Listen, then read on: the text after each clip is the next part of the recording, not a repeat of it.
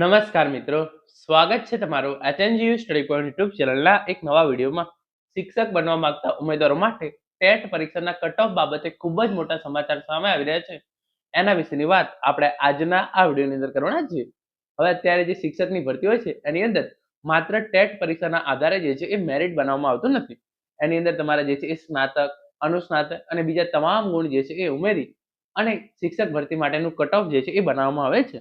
પરંતુ માત્ર ટેટ પરીક્ષાના આધારે જ કટ ઓફ બનાવવામાં આવે, સમાનતાનો સિદ્ધાંત લાગુ કરવામાં આવે અને પરીક્ષાના ગુણના આધારે કાયમી શિક્ષકોની ભરતી કરવામાં આવે તે અંગે જે છે એ રજૂઆત કરવામાં આવી છે અને તે અંગે ખૂબ જ મોટા સમાચાર સામે આવી રહ્યા છે. એના વિશેની સંપૂર્ણ ચર્ચા આપણે વિગતવાર આજના આ વિડીયોની અંદર કરવાના છીએ. તો હવે શરૂ કરીએ આજનો આ વિડીયો. તો તમે જોઈ શકો છો, શિક્ષક બનવા માંગતા તમામ ઉમેદવારો માટે મોટા સમાચાર. ટેટ પરીક્ષાના કટ ઓફ બાબતે હોબાળો. માત્ર ટેટ પરીક્ષાના આધારે જે છે એ મેરિટ બનાવવામાં આવે એવી જે છે એ માગણી કરવામાં આવી છે અને એના કારણે જે છે એ સમાનતાનો સિદ્ધાંત જે છે એ લાગુ પડશે. પરીક્ષાના ગુણના આધારે શિક્ષકોની ભરતી કરવામાં આવે એવી જે છે એ માગણી કરવામાં આવી રહી છે. આગળ તમે જોઈ શકો છો, જે વિગતવાર સમાચાર છે, તાજેતરમાં 21 ડિસેમ્બરે જે છે એ લેવાઈ હતી પરીક્ષા. સમાનતાનો સિદ્ધાંત અપનાવવા માટેની માગણી. ટાટ અને સ્પેશિયલ એજ્યુકેટરની જેમ ટેટમાં પણ મુખ્ય પરીક્ષાના ગુણના આધારે મેરિટ બનાવો. એટલે કે જે ટાટ અને સ્પેશિયલ એજ્યુકેટરની ભરતીની અંદર જે પ્રમાણે મુખ્ય પરીક્ષાના ગુણના આધારે મેરિટ બનાવવામાં આવે છે એ રીતે ટેટની અંદર પણ એના આધારે જે છે એ મેરિટ બનાવો. પરીક્ષાના ગુણના આધારે મેરિટ બને તો વધુ સારા શિક્ષકો મળવાનો તર્ક. તો આ પ્રમાણે જે છે એ સૂચના આપવામાં આવેલી છે. તમે જોઈ શકો છો, માધ્યમિક, ઉચ્ચતર માધ્યમિકમાં અમલ તો પ્રાથમિકમાં કેમ નહીં? ઉમેદવારોના કહેવા પ્રમાણે જ્યારે માધ્યમિક અને ઉચ્ચતર માધ્યમિક અને ખાસ શિક્ષકોની ભરતી મુખ્ય પરીક્ષાના ગુણ પર થતી હોય ત્યારે પ્રાથમિક વિભાગમાં એકેડેમિક મેરિટ ચાલુ રાખવું તે અતાર્કિક અને ઉમેદવારો માટે અન્યાય કરનારું છે. જેમ માધ્યમિક અને ઉચ્ચતર માધ્યમિક, ટાટ સેકન્ડરી અને ટાટ હાયર સેકન્ડરી તેમજ સ્પેશિયલ એજ્યુકેટરની ભરતીમાં એકેડેમિક મેરિટ દૂર કરી માત્ર સ્પર્ધાત્મક પરીક્ષાના ગુણના આધારે ભરતી કરવાનો નિર્ણય લેવાયો, તેમ પ્રાથમિક વિભાગની ભરતીમાં પણ ફેરફાર કરવા જે છે એ માંગ ઉઠી છે. તો ઉમેદવારોની મુખ્ય માંગણી એ છે કે તમારે જે છે એ એકેડેમિક માર્કશીટ જે છે એ જોવાની જરૂર છે નહીં. માત્ર ને માત્ર ટેટ પરીક્ષાના આધારે તમે જે છે એ ભરતી કરો. તો આ બાબતે તમે જે છે એ વિગતવાર જોઈ શકો છો. તમે જોઈ શકો છો, રાજ્યના શિક્ષણ વિભાગ દ્વારા તાજેતરમાં શિક્ષક ભરતીના નિયમોમાં જે ફેરફાર કરાયા છે તેનાથી હવે પ્રાથમિક શિક્ષક ભરતીના નિયમોમાં પણ બદલાવ લાવવાની માંગણીઓએ જોર પકડી છે.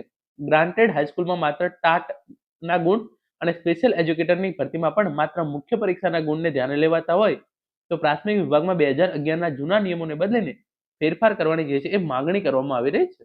જિલ્લા શિક્ષણ સમિતિ, નગર શિક્ષણ સમિતિ હસ્તકની પ્રાથમિક શાળાઓ, ઉચ્ચ પ્રાથમિક શાળાઓમાં વિદ્યા સહાયકની નિમણૂક બાબતે શિક્ષણ વિભાગના ઠરાવ મુજબ ઉમેદવારોની પસંદગી યાદી તૈયાર કરવા માટે ગુણભાર નક્કી કરાયો હતો. જે મુજબ એચએસસીમાં મેળવેલા ગુણના 20%, સ્નાતક કક્ષાના અભ્યાસક્રમમાં મેળવેલા ગુણના 5%, પીટીસીમાં મેળવેલ ગુણના 25% અને ટેટ પરીક્ષામાં મેળવેલ ગુણના 50%ના આધારે જે છે એ મેરિટની ગણતરી કરવાની હોય છે. તો અત્યારે તમે જે એચએસસી ની અંદર મેળવે છે એના તમને જે છે એ 20% માર્ક્સ મળે છે. સ્નાતક કક્ષાએ તમે જે પણ કોર્સ કર્યો છે એના જે છે એ 5% મળે છે.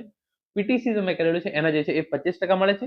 અને તમે જે ટેટ પરીક્ષા પાસ કરી છે એની અંદર જે પણ ગુણ મેળવ્યા હોય એના 50% માર્ક્સ જે છે એ તમારા મેરિટની અંદર ઉમેરવામાં આવે છે.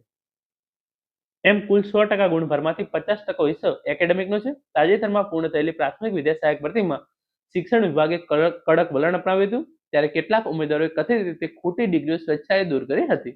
દરમિયાન ટાટ માધ્યમિક અને ઉચ્ચતર વિભાગમાં પણ સ્નાતક, અનુસ્નાતક અને બીએડના ગુણોને બદલે ટાટ મુખ્ય પરીક્ષાના ગુણ પર જે છે એ મેરિટ ગણતરીનો નિર્ણય લેવાયો હતો. તેવી જ રીતે પ્રાથમિક વિભાગમાં પણ સ્પેશિયલ એજ્યુકેટર માટેની ધોરણ 1 થી 8ની ખાસ શિક્ષક ભરતીમાં પણ શૈક્ષણિક ગુણભાર શૂન્ય ગણી માત્ર સ્પેશિયલ ટેટના ગુણના આધારે જે છે એ ભરતી કરવામાં આવે છે. તાજેતરમાં 21 ડિસેમ્બરના રોજ ટેટ પરીક્ષા લેવાઈ ત્યારે પ્રાથમિક ભરતીમાં પણ ટેટ પરીક્ષામાં ગુણ મેળવેલ ગુણના આધારે મેરિટ બનાવવામાં આવે એવી જે છે એ ઉમેદવારોમાંથી માંગણી ઉઠી રહી છે. તો પહેલા હું તમને જે છે એ વિગતવાર અહીંયા નીચે સમજાવી દઉં. અત્યારનો સિનારીઓ શું છે, આપણે જે છે એ પહેલા અત્યાર માટે વાત કરી છે અને એના પછી જે છે એ શું થવું જોઈએ એની વાત કરી છે. તો અત્યારે તમે જે ધોરણ 12 ની અંદર ગુણ મેળવ્યા એના જે છે એ 20%, તમે જે કોલેજની અંદર એટલે કે સ્નાતક કક્ષાએ મેળવ્યા એના 5%, પીટીસીના તમારા જે છે એ 25% અને જે તમે ટેટ પરીક્ષા આપી છે એના જે છે એ 50% ગણી અને એના આધારે જે છે એ શિક્ષક બનવા માટેનું મેરિટ જે છે એ તૈયાર કરવામાં આવે છે. પરંતુ ઉમેદવારોની માગણી એવી છે કે તમે જે ટેટ પરીક્ષાની અંદર માર્ક્સ મેળવ્યા છે માત્ર ને માત્ર એના આધારે જે છે એ શિક્ષકોની ભરતી કરવામાં આવે. તો અત્યારે આ બાબતે જે છે એ રજૂઆત કરવામાં આવી છે. કયા જે છે એ આ આધારે શિક્ષણ વિભાગ દ્વારા શું નિર્ણય લેવામાં આવે છે એના વિશેની માહિતી આપણે અગાઉના કોઈક વિડીયોની અંદર મેળવીશું. Thank you so much for watching.